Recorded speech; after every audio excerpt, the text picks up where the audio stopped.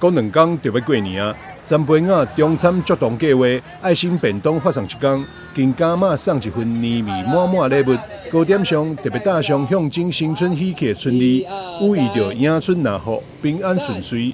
同時也象徵中餐祝同計劃穩健行過第14個年頭。今天是我們中餐祝同第14天，好，那做一個今天最後的一天的結束，那也在這裡用個蘿蔔糕祝大家新年快樂，心想事成。那因為這是我兒子未來的接班人，也是能夠讓他今年順利的當選，讓我們這個中餐祝同的計劃能夠永續、永遠的做下去。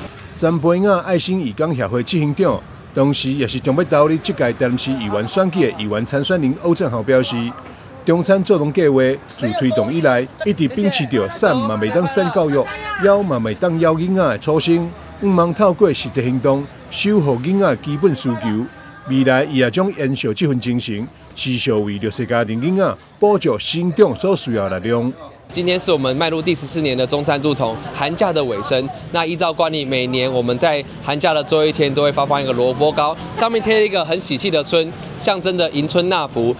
我們也準備了水果蘋果，象徵平平安安。希望所有需要的孩童、需要的家庭都能收到我們的祝福，也希望他們一路順遂。那像我媽媽曾培雅議員講的，希望這個活動能永續。但是我想要表達的是，只要有需要的地方，我們就努力一直做下去。